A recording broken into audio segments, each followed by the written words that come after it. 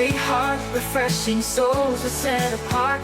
Come to the well, receive his life, living water, endless life. Welcome to Well and Grace, the podcast where faith meets healing and stories of resilience inspire us all. I'm your host, Regina Bartlett, and I'm so glad you're here.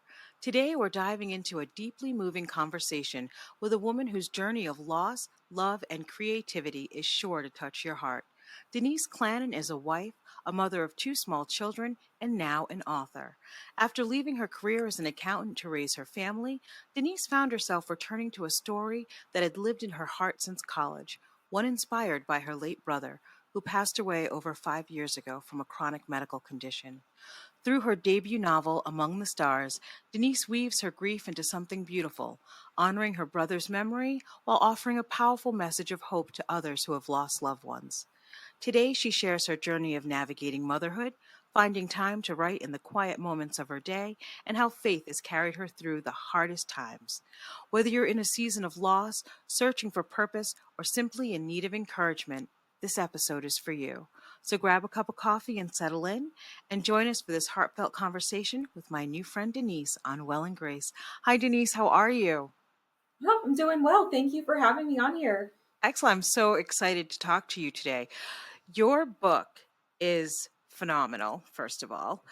Can you tell me a little bit about who you are, where you're from? I know we did a little bit now, but talk to me about how you got to where you are now as a published author with a story that you kind of held on to for a long time. I originally I grew up in San Diego, California, and that's actually where I met my husband, and we got married down there. Now we obviously do not live there anymore. Actually, about 4 years ago, we moved up to North Idaho, the Coeur d'Alene area. And so we basically started a new chapter of our life up here. And since moving up, we have 2 small children, a toddler and a baby. And it was during that time, actually between my first and second child, when I began to write this book.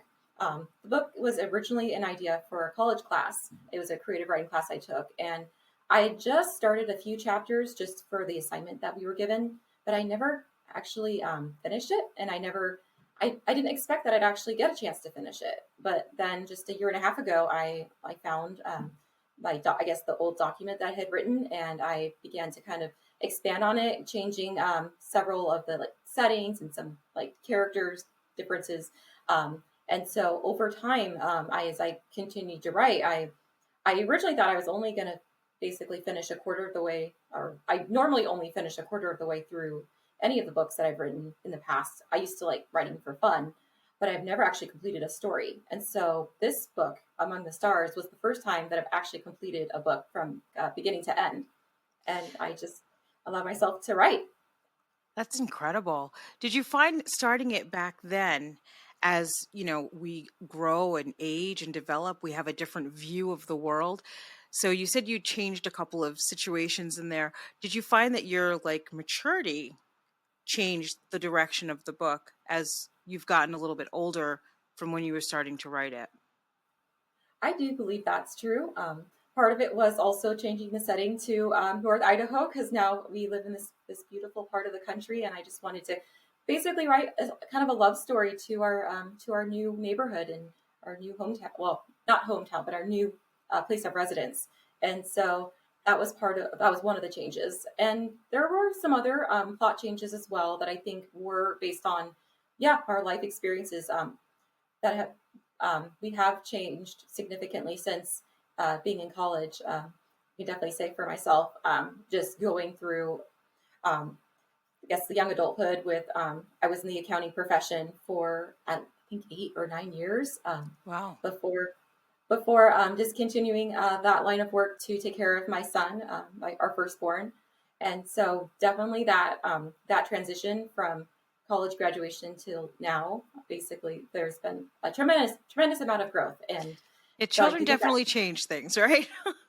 Oh yeah, it definitely. Now, especially with 2, it's even more challenges to kind of learn. So you wrote this book after the birth of your first child? Yes.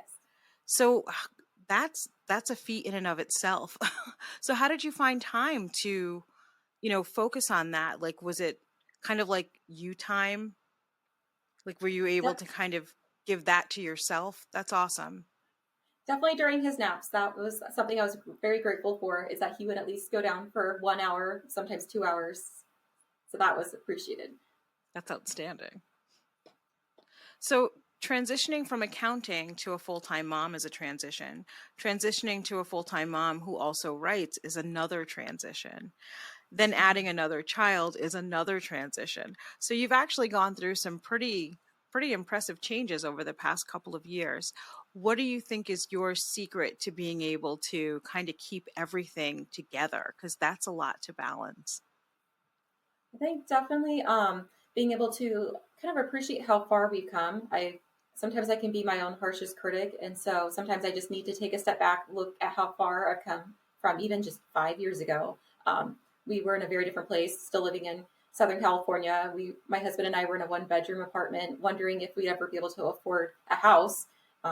And just even in that short period of time, we've gone through so much growth, and so being able to be appreciative of that, yeah, of all the progress that we made during that time, and also just moving forward, being able to kind of to pray about whenever we feel stressed or overwhelmed, kind of turning to God during those times of uncertainty or when we're in a really challenging situation.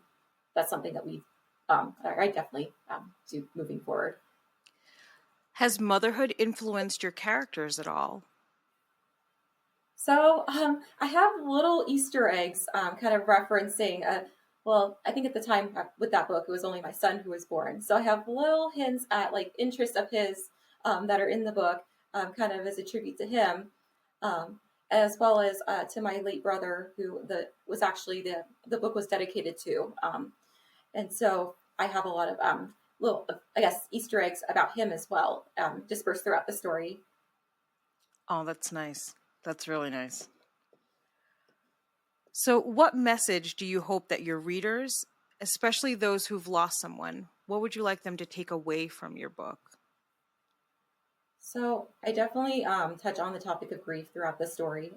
Actually, the main character, Natalie, does go through a grieving of her own, where she loses her father in the beginning of the story. And so I do kind of emphasize the importance of allowing yourself to grieve, allowing yourself to experience those feelings of sadness, fear, and sometimes even anger. That it's completely acceptable to have those emotions, and that's part of the grieving process. And ultimately, we are going to be in a very different place after losing someone, because that void can never be replaced. But Yes. and that's it's okay to admit that there's still that emptiness that the person left behind. But moving forward, we can be able to appreciate the memories that we did have with, like for me, being able to appreciate the memories I have with my brother, and I can look back on those times and look at photos of us when we were younger and be thankful for the time we did have with him. But definitely not to rush the grieving process, because it's just Yeah. it is a new chapter. Amen. How has your faith helped you travel through this expression of grief and, loss? Has your faith been like an anchoring place for you through this process? Definitely, I definitely would say so. With my family and I, we were raised in the Christian faith, and so just whenever things did get challenging, I would lean in on God's greater understanding, because there's a lot of our life we can't see the big picture. We can only see little pieces of it, kind of like a puzzle. But we can't see the puzzle as a whole, but we get little pieces of our life, and so it just does rely on having faith and just leaning on God during those really challenging times. And especially when, after my brother was diagnosed with the chronic medical condition, NF2 is what it's called. After he was diagnosed with that, we very much, my family and I weren't sure how much time we had with him, or how severe the condition would be. And so we just had no other choice but to trust in God um, during those years with my brother. When people are diagnosed, especially when they're diagnosed, your brother was young, right? Like 11. Yeah. Um, there's a feeling of anticipatory grief too, when you know that, there's like an inevitableness to what happens. I find that that is also very challenging to navigate through. And faith is a huge part of that, being able to feel that emotion and knowing, like you said, you don't know how long you'll have, but you try to make the most of every moment that you do have. That's powerful and very difficult. I'm sorry for your loss. That's losing a sibling has to be one of the hardest things. Yeah. So, when you published your book, what method did you take to get it published? That's another big step to take. So, you finally write it. Then, what did you do? Did you self-publish? Did you have a publisher? So we found a hybrid publisher that was basically had all the kind of the criteria I was looking for in terms of getting the book released, because this is all very new to me. So I wanted some support, but having going through the traditional publishing route where you have to get an agent and go through several rejections, I don't think I was ready for that. So I'm very thankful that we found the hybrid publisher that we did. Um, but it definitely, with the writing process, it did involve just writing, allowing myself just to write a rough draft for myself, not thinking about the target audience or how many books I wanted to sell, just writing the story that I wanted to see on the bookshelf. And that was kind of the mentality I went through. And then later I went through the edits. I had some beta readers read through my story, and then I went ahead and applied to the publisher. Nice. So who did you select for your beta readers? That's exciting. Who did you offer it out on the internet? Did you have like a group of close friends that you wanted to share it with? What was your I selection definitely process? It was a few of my close friends and my husband. I'm very thankful he was willing to be one of them. It's not really his genre, but that I'm very thankful for that. And yeah, my close friends were offered a lot of support and gave some really good pieces of advice that I took into account. And yeah, uh, just a more casual process of beta reading. Nice. Very nice. So why don't you tell me a little bit about how you want people to connect with this work? Like, so we write stories, we tell stories, you've taken the next step, you've put it in a book, you've set it out there. What is your hope that how people connect with this and how they connect to you through this story? So I definitely have some themes that I've thought about when I was writing the book, and I think the one of the major themes of that is about hope. How basically there's always hope to be found, even in the most challenging of times. Sometimes it does involve us looking, basically rolling up our sleeves and looking for it, looking for those silver linings or blessings, because they're there. But sometimes we can get caught up in our current struggles, and especially nowadays, there's just been a skyrocket in cases of anxiety and depression, and Mm. people. And I, even my own family, we've had times of hopelessness where we feel like, oh, what do we have to look forward to? And the truth is that God wants us to see that there is hope. And I think it's more of an act of the enemy that's really trying to keep us held back and thinking that there is no hope. And so I definitely touch on that theme, as well as touching on the theme about forgiveness, the importance of forgiving others, as well as forgiving ourselves, because oftentimes we focus on forgiving other people, but sometimes we can forget about allowing ourselves the same grace that we give other people when we've made mistakes, because Amen. we're all humans. We mess up, we're flawed, and that's okay. That's every day is a new beginning, and that's kind of how I try to view the day. That even if yesterday I'm not, wasn't very proud of how I acted, I can always give myself that grace that I've given any friends or family, and moving forward from that.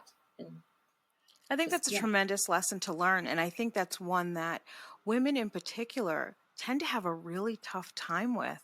I speak at a lot of women's groups, and I find that there's often women who will extend grace to other people and they will not give the same grace to themselves. And it's so hard to see that because you're so we're like by nature nurturers, right? And we are so giving to other people, and sometimes we are almost incapable of doing that for ourselves. So I think that's great that you say that, because sometimes the hardest person to forgive is yourself, your past self, you know? Yeah, definitely. Yeah. So, writing a story, putting it out there, what has the response been like? So, have you like run into people who like have recognized you or, things like that? Like, have you, like, what has been the overwhelming response to this book and how long has it been out now? So at this point, it's been out about a week, so fairly new. Has it only been a week? Yeah, it's just brand new. We're I've like had right at some, the beginning of the greatness. That's awesome. yeah, we definitely, I have had some friends and family who found out about the book, are wanting to buy a copy and have me sign a copy, which is very surreal, because I'm like, oh, I don't, it's almost like being famous. It's just, I don't know. I've never experienced anything like that before. So it's like, okay, I'll sign the books. Just you wait. It's going to be amazing. We've talked about how faith has played a role in your healing journey, dealing with loss, and also how it's kind of kept your momentum going as you travel through these different, phases of your life from accounting to motherhood to writer. What is your next step? Do you want to write more books? Do you have other books in you? Is it a series that you want to plan? So what are your future goals? So currently, I'm actually looking to write another book in the same world. Actually, following one of the characters, Olivia, that's in the first book, kind of sharing her story and how she grows and finds a connection. So that's my goal. Definitely going to be a little bit more challenging with two kids now, but I'm hoping to at least complete her story. That's awesome. I love a good book series. So, yes, I love staying in a world as long as an author will let me. I love books that have like 10, 20, 30. I read a lot of like mystery books, and Mm. some of them are just 20 books long. I'm like, yes. So, I'm a huge proponent of series writing. So, very excited for this. What would your advice be for somebody who thinks they have a story and wants to take the next step, what would you tell them? I would definitely recommend just writing what you feel like, or writing if you have an idea, or yeah, even just a feeling, or that you want to kind of have a ponder about, or just allowing yourself the flexibility to write and not thinking about who you're writing it for or about making money, like not disregarding that uh, in the beginning. Just think about writing for yourself. I know it's kind of selfish, but it actually helps with writing because I know for myself, I did struggle with writer's block in those years How did after you get college. through that? I'm honestly not sure. But I'm kind of amazed that I even was able to finish this book. But there's just that spark of interest a year and a half ago, and I leaned into that, and I just began to write like maybe one chapter, or I actually started with the outline. I kind of outlined the story, and then I would write like one chapter, and maybe I don't think it was out of place. Like it wasn't even like the first chapter. I kind of just wrote what I kind of envisioned, and went from there, just kind of allowing I guess, the spark of interest to kind of lead me. And before I knew it, I actually completed the book. So you would definitely recommend staying true to what you think your story is. I think a Yes. lot of people, when they want to write, they're like, oh, I want to write a book like so and so. And then they try to kind of force themselves into that place. And it's like, that may not be your place. So I like that you're saying, follow the story that's true for you. And I think we Yeah. all have something that, no one else can tell. Like, no one else can tell a story. Whatever your story is for you to tell. Yeah, definitely. So, encouraging people to be able to do that. So, where can we find you on the good old internet?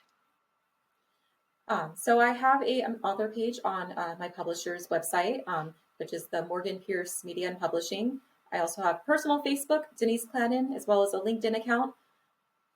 And then I think the links to my book, whether it's on Amazon, or well, I guess the ebook or paperback, are on those social media accounts as well. Well, I will have all of that information in our descriptions for when this podcast is posted. So, thank you so much, Denise, for joining me on Well and Grace today. And I look forward to having you back on, and we can discuss more about your book after it's been out a little bit longer, and we'll have some more stories to share. That would be great. Yeah, thank you. Thank you again for having me. It was great talking with you. All right, well, we will see you next time. All right, take care. Well and grace for every heart, refreshing souls are set apart. Come to the well, receive His light, living water, endless life.